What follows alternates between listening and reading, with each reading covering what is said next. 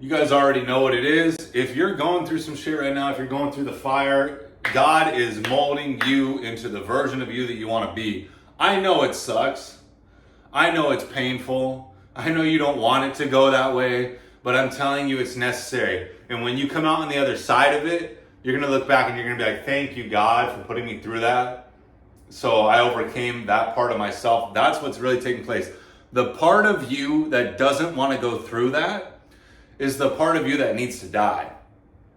Okay, and it's only through that adversity. It's only through that fire. It's only through that hardship and that time that your soul is being stretched and your character is being forged that you develop that strength and that old you dies. That's the process. Can we all accept that? I know that that's literally like the hardest thing to accept because it's part of you.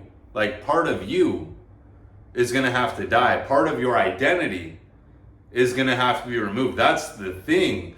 But it's a constant overcoming that you eventually become who he created you to be.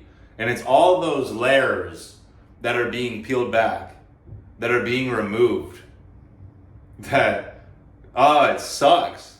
You don't want to go through it. Like if you had a choice, you wouldn't. But if you knew what was coming out of it, that gives you the peace in the process. So I'm going through it right now. A lot of people are going through it right now. I mean, we're always going to be going through that in different levels, right? But if you can accept that and know that that's actually the path to you becoming the version of you that you want to be, then you can actually settle into it and allow it. Because it's just surrendering to it. Okay? If you really want to be the version of you that you want to be, that God created you to be, like your highest potential, you're going to have to accept that. And you're going to have to be okay with the process of you removing that part of you that wants to run. Because that part of you that wants to escape, that part of you that wants to exit, that part of you that wants to run from it, that is the very part of you that has to die. That has to be removed. Because once it's removed, you come out on the other side and you're like, oh shit. Now I have the strength. I went through that. That no longer pulls at me. No, that no longer has any control over my state. And that's the thing. It's only through that hardship. It's only through that discomfort. It's only through that process that you actually develop that strength and that wisdom. Okay, for those of you who are engaging in the vices, engaging in the instant gratification and the short-term pleasures, this is going to make this process 10 times harder. And you may actually delay this process tenfold, because when that adversity hits and you want to run from it and you choose to run from it and you choose to drink and mask that pain that you're going through, you choose to do the drugs or watch porn or engage in lust or eat junk food, or smoke, whatever, any of the vices, when you do that, you are delaying your growth. Because that moment of your pain and suffering is actually the level up that you're seeking. Like that moment that you are escaping, you are bypassing the growth that could take place if you just sat in it. But the thing is that no one's going to tell you that, because everyone's running from it. But I'm telling you it because I've gone through it. And I'm like, oh shit, sit in that. You're supposed to sit in that. Good. Let that adversity come over you. Let that pain come over you, because it's burning off all the parts of you that don't belong in your future, that don't belong in the version of you that you want to be. So if you could just go through that process and sit in that and not run to the temptations, not run to the vices, you're going to come out a greater version of you. But that is a process in and of itself, to not run to the vices, to not run to the temptations.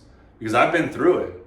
I engaged in all the vices and all the temptations, but I knew that they weren't the answer. So I started removing them. And as I started removing them over months, over years, I started to realize that the way to what it is that you desire is actually through the thing that everyone is avoiding. And what is everyone avoiding? Everyone is avoiding that fire. Everyone is avoiding that discomfort. And if you could just sit in it and allow your body to freak the fuck out, allow yourself to feel all kinds of way emotionally, and just sit in that. And let that process, let all the emotions come over you. I'm telling you, you're going to discover the real you. The real you is within you. It's not on the surface.